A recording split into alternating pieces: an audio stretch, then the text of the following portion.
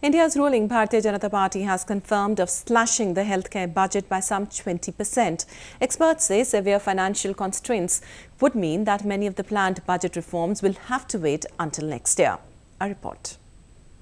Reneging on its election promise, the Narendra Modi-led government has slashed nearly $950 million from the Health Ministry's budget of around $5 billion for the current financial year. In addition, more than $200 million will be hacked from the HIV/AIDS program.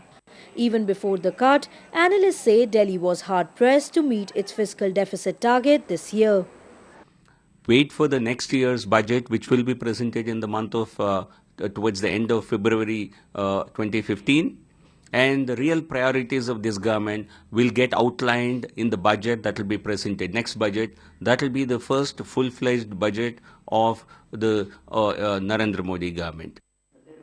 The move throws into doubt the future of Mr. Modi's ambitious universal healthcare program that would have provided all citizens with free diagnosis and medicines as well as insurance benefits over the next 5 years. But it would have cost $25 billion, money clearly the government does not have. And now basic programs around managing infectious diseases and neonatal care are in jeopardy. In the healthcare system, prevention is the most answer. The doctors in the periphery are not going because they are not being paid well. You need to pay them well. You need to increase the budget. You need to have a proper infrastructure.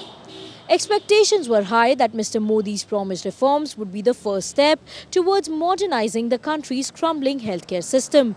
But the industry's pleas have once again fallen on deaf ears. All it can do now is to hope for a bigger handout in the next budget.